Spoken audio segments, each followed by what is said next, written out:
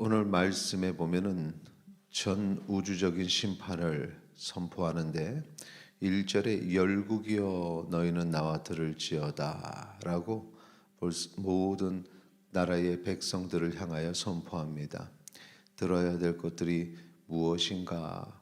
오늘 이 말씀은 열방을 향해서 진노하시는 하나님의 음성을 담고 있기 때문입니다.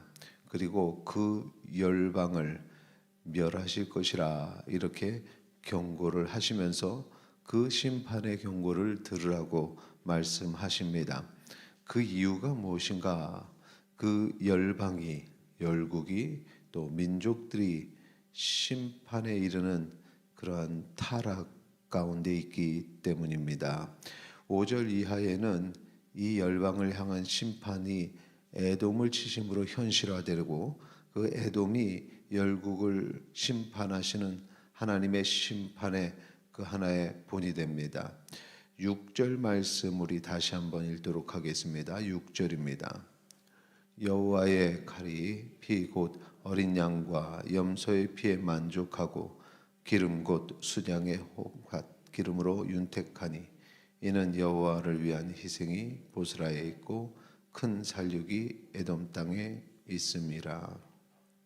자, 심판을 당하는 나라의 대표로 에돔이 언급이 되는 이유는 이 에돔이 이스라엘과 원한의 관계, 아주 큰 원한의 관계이기 때문에 그렇습니다. 그래서 여호와께서 에돔을 치실 때에는 하나님의 백성을 학대하는 자를 치시는 것, 바로 하나님의 백성의 오래된 억울함을 풀어 주시는 것입니다. 하나님께서는 하나님의 백성의 고통과 아픔을 외면치 아니하시고 그 하나님의 백성의 기도를 들어 주십니다. 그리고 그 대적들을 그냥 두지 아니하신다라는 것을 에돔의 심판을 통해서 보여주십니다.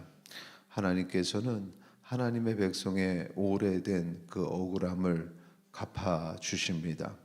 그리고 세상에서 잘 되는 것 같은 이 에돔은 결국 불의 심판을 당합니다.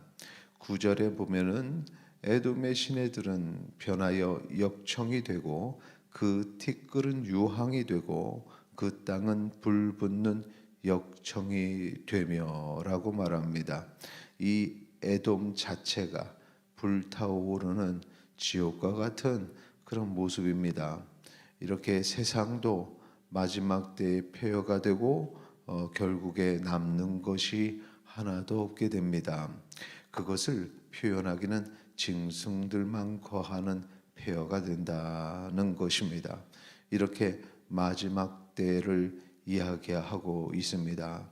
이 마지막 때에는 12절에 보면은 귀한 자를 찾으려고 해도 높은 자를 찾으려고 해도 찾을 수가 없습니다. 13절에는 궁궐이 다 폐허가 된다라는 것입니다. 그러니 이 인생이 이루어 놓은 모든 것들이 마지막 때는 허무하게 된다는 것입니다.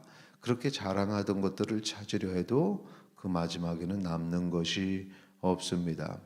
그런데 오늘 말씀처럼 이 모든 것들을 행하시는 하나님의 뜻은 무엇인가?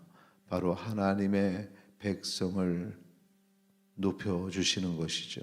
그러니까 마지막에 남는 것은 하나님의 백성, 하나님의 나라만 남게 됩니다. 그래서 폐허는 새로운 하나님의 나라의 시작을 알리는 것입니다. 심판이 하나님의 백성에게는 은혜의 날이 된다는 의미와 같은 뜻입니다. 오늘 우리가 이 말씀을 통해서 교훈을 받을 것은 살아가면서 마지막에 무너질, 다 사라질 것들에 마음을 두지 말고 끝까지 남을 하나님의 뜻에 합당한 것에 우리의 생각과 마음을 두기를 소망합니다. 하나님의 말씀에 귀를 기울일 때에는 하나님의 뜻이 무엇인가 생각을 하고 그 말씀에 합당한 것들을 이루시기를 바랍니다.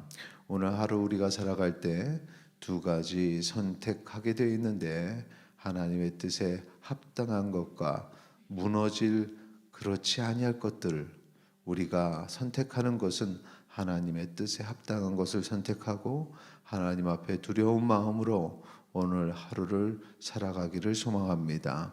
그렇게 온전한 그리스도인으로 살아갈 때 하나님께서는 우리의 대적을 물리쳐 주시고 오래된 억울함을 풀어 주시고 우리를 높여 주실 것입니다. 그 은혜를 누리는 주의 백성 되시기를 축원합니다. 이 시간에 함께 기도하겠습니다. 하나님의 뜻에 합당한 삶을 살기를 원합니다. 기도하시겠습니다.